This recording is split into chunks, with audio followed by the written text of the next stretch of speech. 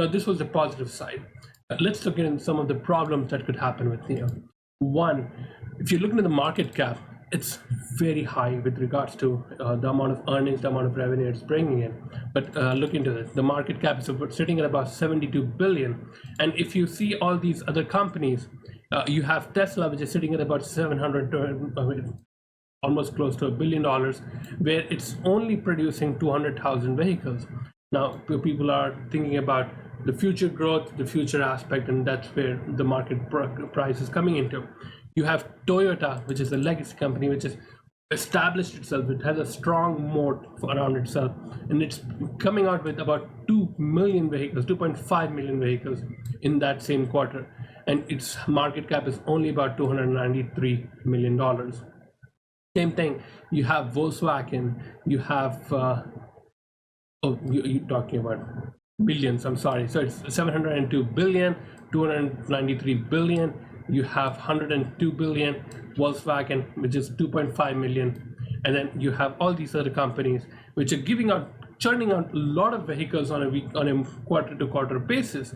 And if you look into this particular one with Nio, it has only 22,000 compared to the other big companies, and its market cap is sitting at about 60 billion. Well, 60 billion right here, but right now it's sitting at about 72 billion. So you can see that the market cap and the amount of production it's producing, there's no correlation with that. So it's more about the hype, the euphoria which is happening in the market, and that's being added into the market price of these companies. Now, let's look into this particular aspect. It is a very capital intensive business. You're coming out with vehicles, you're coming out with different types of, it's all capital intensive. It requires a lot of capital to even go into that direction. And the net loss, look into this thing. This is the Q2 report which came out yesterday, and they showed about how the net loss has reduced. It's decreasing about 50% from the second quarter of 2020. So compared to 2020, compared to last year, they had a decrease of about 50% in the loss. But compared to the first quarter, it had about increase of 30.2%. So you'll see these losses up and down on a constant basis as much time it takes for the company to go in. But nevertheless, if you come back here, Toyota here, which is sitting at about $293 billion, when it started, it too also had the similar scenario of what Nio was facing, and it was also supported by the Japanese government back then. Same thing is happening with Nio. It will be interesting to see how this plays out.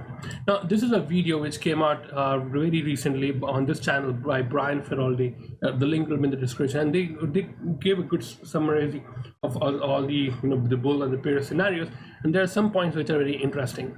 One is non-recurring revenue, because once you have the car out in the play, there is not much of recurring revenue. But yes, they do have the battery swapping, which is a little bit, but compared to the maximum where the car is gone, you don't have much recurring revenue coming out. Well, but if in the future, once they have the self-driving capability, that's something as a SaaS product, they could have some recurring revenue. But again, compared to the car itself, it'll be a smaller percentage. Competition, so amount of float is less because now not just Nio, you'll have different types of other EV companies coming up. The XPeng, the Li Auto, there'll be quite a bit of competition that will arise in China itself. Forget about the EV vehicles out in the world, other parts of the world. Like for example, Toyota itself is doing their EV vehicles, Volkswagen is doing their EV vehicles, General Motors, Ford, they're all coming out with their own EV vehicles. So you'll see a lot of competition in that phase coming out.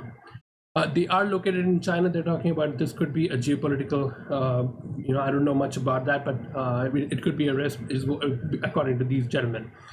Lots of capital, that's something which we saw here. It's a very capital intensive business. Amount of losses, amount of, that's something which Warren Buffett looks into, the amount of cash that was required in order to generate $1 for the company. So the margins are very important as per Warren Buffett. So in that regards, it is a capital intensive business. Now it is in its growing phase, so you'll see a lot of stock dilution, and that's the major. That's the very recent companies come down to the stock market. Stock market is nothing but an avenue for them to raise capital for their business, and that's where you'll see a lot of stock dilution. And with them going out to different stock exchange markets out in Hong Kong and Shanghai, that tells you that the company is looking into stock dilution to raise capital for the business. That's something to keep an eye for, and to be expecting that as the company grows. But nevertheless, it is an interesting play. It's something to definitely look into. Just wanted to share this information with you. This is not financial advice, just a research on what's happening. Do your own thing, do your own research before you do anything with this company.